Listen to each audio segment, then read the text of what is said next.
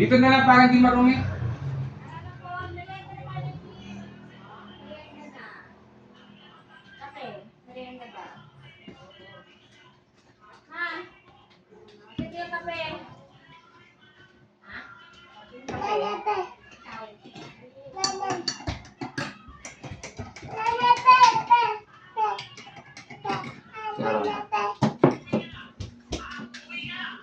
Kaso walang kape si Iris. Ayun, kape.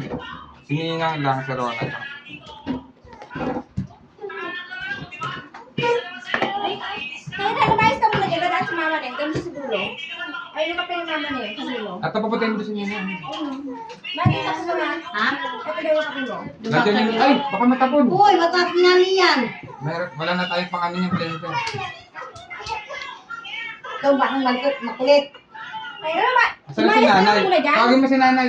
Tinawag ko na yung itutog na rin. Madaka na ma. Lagyan niyo na lang ng asukal. Hindi ko lang timpla ng asukal. Ay, baby mag! Awa na yan. Tubig mo na kay Iris.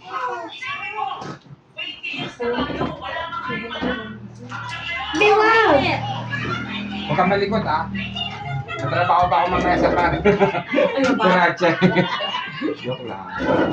Sa, ay puta, gusto ko. Hindi ka na niligawan ni Buboy? Yung mga bibigyan doon na maliit. Ito sa inyo. Dito na sila nagiging kapuan. Ito po sa akin, ito yun. Kay ate kayo. Binuksan mo yung red ko? Ha? Yung red, binuksan mo Ay, yung buksan niya walang laman yan. Laman laman? Ay, di ba Wala siyang nakasindi makuha yan? dyan. Di ba Nakasindi. nakasindi? Ah, Ito sa akin. Hindi ko nakuha ano yung asukal. matapos yan na yun. Bawal sa kanya. Pero nakuha ka ng kutsara. Bawal sa kanya ka. Ayaw ko po. Ay, nako, Mariusep. Huwag naman hirap sa akin. Sa akin pa rin.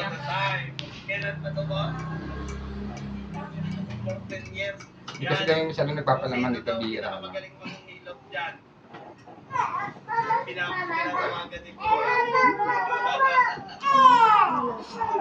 Iris yan. Mayroong tasa doon na ganito Kulang pa sa akin. Ay mo magkape. May kape dyan. Nakape lang. Tukal pa.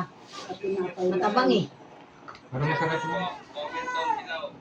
Dami pa lang ano nito. Alin? Oo. I-blender mo pa. Gagawin mo pa. Eh, sa akin eh. Pero mahal, ang isang ganito, isang ganyan, mahal yan sa ano, sa Starbucks. Siguro mga 280 yan. Oo. Mahal yan. Talagyan lang nila ng pang design na part. Ah, ito ba yun? Yung ginagawang ano? May asukal na yan, aning. Oo. O, ibalik mo na ito doon. Ay, baka matapon yung Matapon na kagani niyan. Aning, kumuha ka na ng tinapay. O, kuha ka na. Ayun, sobrang na. Sarap diba? Ang sarap din. Bakit mo Siguro- sa akin mo inaharap yan? Ayun yung para makikita kayo sa ABS.